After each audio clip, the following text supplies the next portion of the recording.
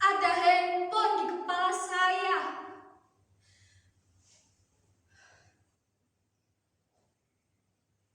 Setiap malam, setiap saya membuka buku-buku itu, setiap saya mencoba khusyuk untuk membaca, selalu saja suaranya tiba-tiba terdengar. Ini terjadi sejak ayah menetapkan peraturan baru di rumah ini. Tak boleh main handphone di malam hari. Dan saya harus menyerahkan benda pujaan itu pada ayah. Lalu saya akan duduk di bangku itu, mulai menghadapi buku-buku bisu dan tak asyik itu. Ayah dan ibu mereka akan bergantian, seperti tentara jaga malam. Akan datang ke kamar ini setiap 1 jam sekali untuk memastikan saya masih membaca sebelum pukul 10 atau 11 malam, waktu saya untuk tidur.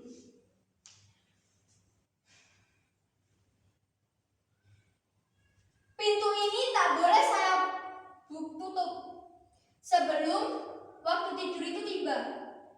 Ini peraturan kedua.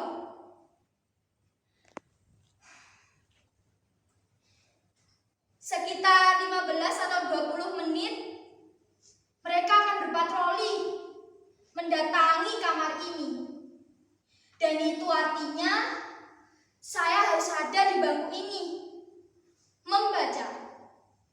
Namun sebelum hal itu terjadi, izinkan saya berbagi cerita kepada hadirin sekalian, baik yang menyaksikan saya secara langsung ataupun melalui Zoom.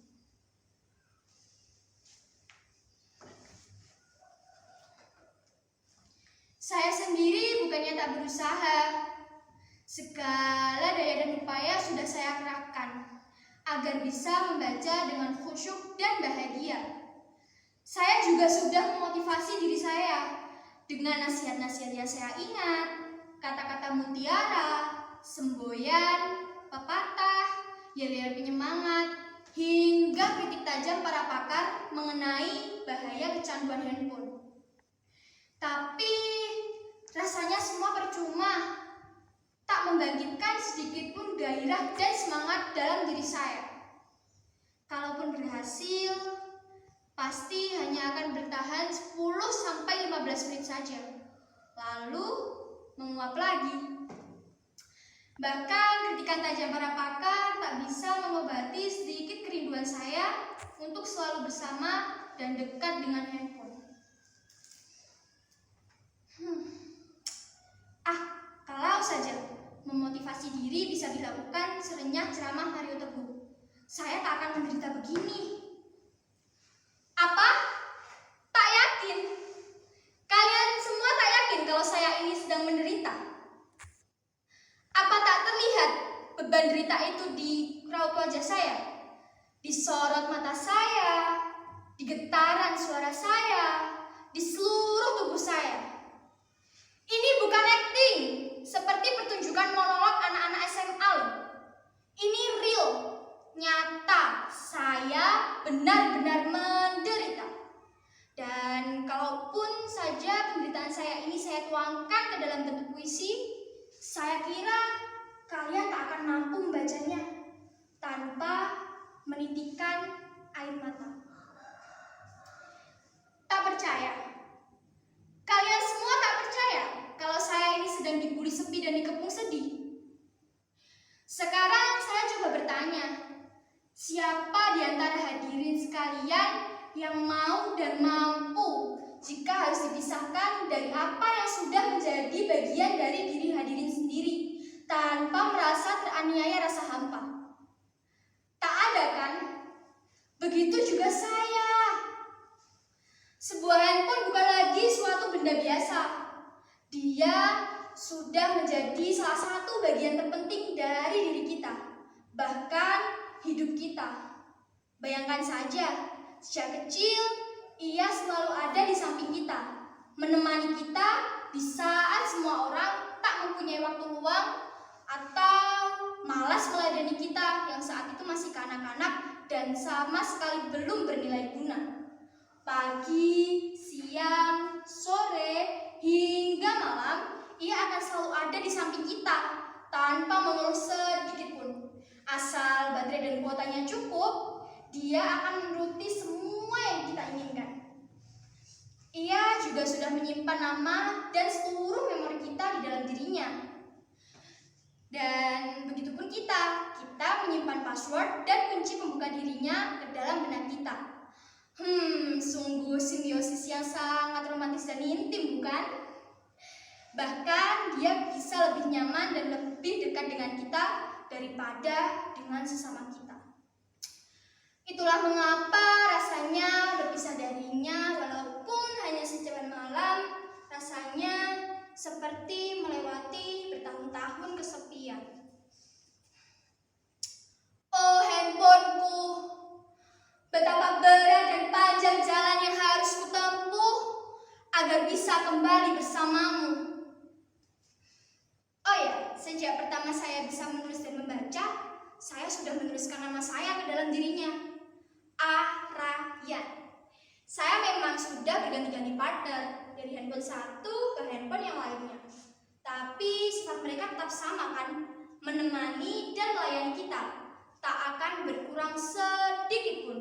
Bahkan lebih istimewa. Dan lebih besar kemampuan mereka dalam melayani kita. Coba bandingkan saja kesetiaan dan konsistensi mereka dengan kita. Berganti partner, berganti juga sikap dan kebiasaannya. Apalagi pergantian pimpinan. Bisa jadi lebih baik atau malah semakin anjlok mutunya. Maaf, saya agak ngelantur. Maklumlah, orang kalau sedang diterkam rindu dan sedih, suka kemana-mana pikirannya. Jadi bagaimana sekarang? Kalian sudah yakin kalau saya ini menderita? Sebenarnya saya menderita bukan hanya karena berpisah dari dirinya saja. Tapi saya harus menghadapi dua keadaan secara bersamaan. Di satu sisi saya tahu tujuan baik ayah dan ibu agar saya berprestasi, maju dalam bidang studi dengan menerapkan 12 jam tanpa handphone. Tapi di sisi lain, seluruh diri saya, kesadaran saya, dan jiwa saya sudah terbiasa sejak kecil bahkan dengan dia yang selalu ada di sisi saya. Bahkan sebelum peraturan ini terjadi, saya selalu tidur dan dia rebah di dada saya atau paling tidak di sisi saya. Kadang kalau saya tak kuasa menanggung rindu padanya, saya ambil casingnya lalu saya letak ke dada saya. Seperti ini. Kadang juga saya teringat saat-saat dramatis kami. Di saat dia mulai lemah dan kritis. Dan saya dengan cepat mencari tempat untuk menambah energinya. Tak ada yang lebih menyenangkan selain mendengar suara renyah dan riangnya. Ia telah membuat hidup kita semakin mudah, cepat, dan juga simpel. Bahkan kini ia telah memiliki banyak sarana untuk menjamin kesejahteraan kita dalam tempo yang singkat-singkatnya. Jadi, bagaimana bisa saya berlama-lama dengan membukukan buku-buku itu untuk menata masa depan? Sedangkan kita hidup di masa yang bergantung pada kecepatan dan keringkasan. Siapa yang tak cepat dan ringkas akan ditinggalkan, akan menjadi fosil penghuni museum peradaban. Sebenarnya saya pernah mencoba untuk tidak terlalu bergantung padanya, kecuali untuk hal-hal yang penting saja. Tapi sampai suatu malam saya memergoki ayah dan ibu sedang asyik dan begitu intim dengan handphone mereka masing-masing. Saya jadi terkhianati, dan sejak saat itu kemampuan saya untuk berpisah darinya semakin menurun. Bahkan kini ia ada di dalam kepala saya, sudah menjadi denyut jantung saya. Saya sudah teramat dalam mencintainya.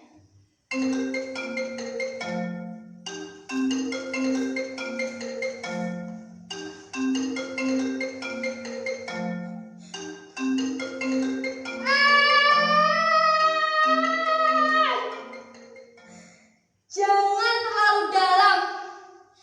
Jangan terlalu dalam mencintainya. Kalau kalian tak ingin menderita seperti saya. Arayam, ada apa nak?